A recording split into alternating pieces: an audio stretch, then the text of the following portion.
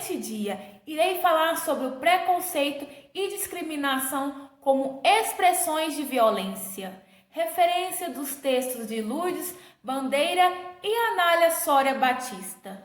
Universidade de Brasília.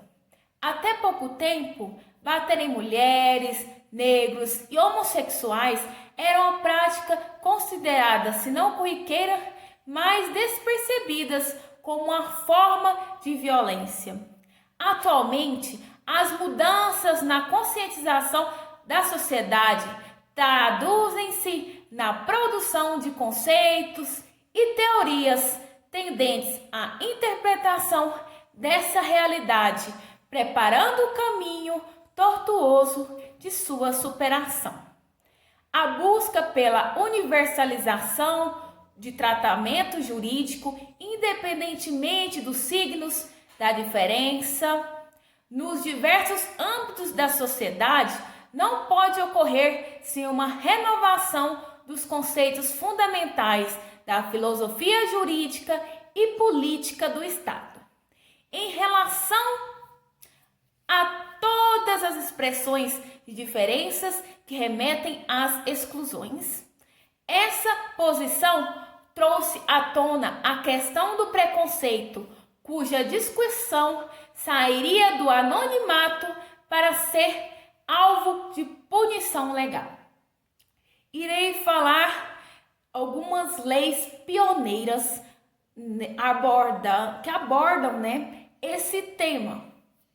A Lei Afonso Arinos, número 1390, de 3 de julho de 1951, pioneira no Brasil, considerou contravenção quaisquer tipos de preconceitos de raça ou de cor.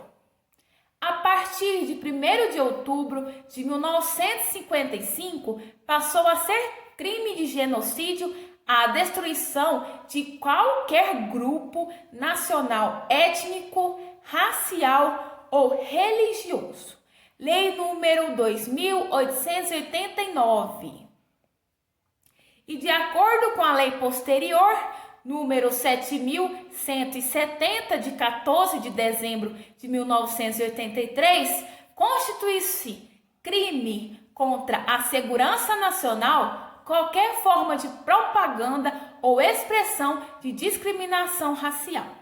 E atualmente, com a nossa Constituição Federal Brasileira de 1988, preconceitos de origem, raça, cor, sexo, idade ou qualquer outras formas de discriminação previstas no artigo 3º, inciso 4º, tais como prática de racismo, constituíram-se juridicamente em crimes inafiançáveis e imprescritíveis.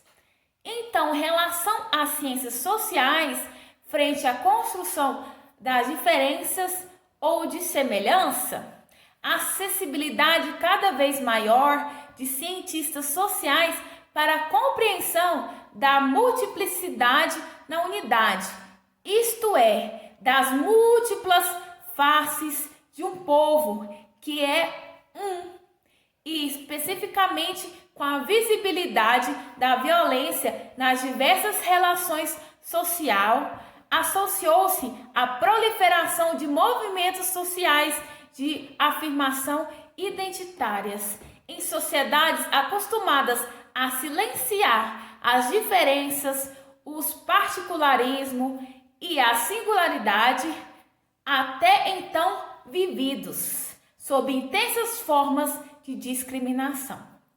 Tais movimentos revelaram o início de uma nova fase de reivindicações sociais expressas nas demandas dos direitos socioculturais pelo respeito à diferença e à alteridade como partes constitutivas dos direitos humanos, bem da reflexão e do debate no campo das ciências sociais. Então, o preconceito se contrapõe às qualidades de caráter, como a lealdade, o compromisso, a honestidade, pressupostos que afirmam valores atemporais e regras éticas. Então, as demandas nos espaços de trabalho, sobretudo em relação às mulheres, por exemplo, exigem juventude, boa aparência, magreza, altura, altivez, cabelos lisos e claros, dentes perfeitos, porte, postura e entre outros. Sendo assim, a vulnerabilidade e a manipulação dos componentes do preconceito. Então, o preconceito implica sempre uma relação social. Aparece como modo de relacionar-se com o outro diferente, a partir da negação ou desvalorização da identidade do outro e da supervalorização ou afirmação da própria identidade. Atualmente, a reivindicação da diferença apoia-se não apenas nos traços corporais e psicológicos clássicos, visíveis e definidos, como sexo, o peso, o tamanho, a fisiologia reprodutiva, a desenvoltura, a velocidade, inclui-se ainda um conjunto de sentimentos, hábitos e práticas cotidianas, como a atenção aos outros, solidariedade, espontaneidade, paciência, mediunidade, dom ou gosto por obras de arte, pela cozinha, pela pesca e entre outros. Além de desdobramentos mais ou menos escondidos ou dissimulados e outros fatos ou episódios distanciados da materialidade anatômica ou da subjetividade, por exemplo, o tipo de uso do espaço, das responsabilidades, dos deveres, dos direitos sociais, jurídicos e entre outros. E todas essas expressões de diferenças ou de especificidades têm manifestações próprias para o universo masculino e para o universo feminino, que são transversalizadas pela condição de classe, de raça e entre outros.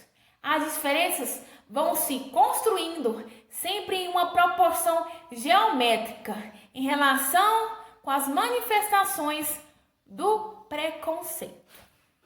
Então, concluindo-se, o preconceito é a valoração negativa que se atribui às características da alteridade, implica-se a negação do outro, diferente e do mesmo movimento, a afirmação superior ou dominante.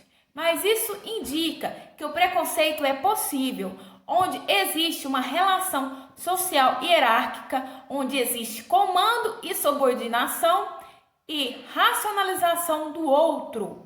Quem manda atribui valores à sociedade, define o que é bom e o que é ruim. Aqueles que obedecem são alvos de atribuições identitárias que os valorizam, especialmente a seus próprios olhos. Então, devemos ter consciência, respeitar as diferenças e propagar na sociedade que a importância de respeitar, apesar de sermos todos iguais, temos as nossas diferenças particulares. Isso deve ser aceito e sem discriminação e sem violência, para viver numa sociedade com comunhão, com harmonia entre os povos.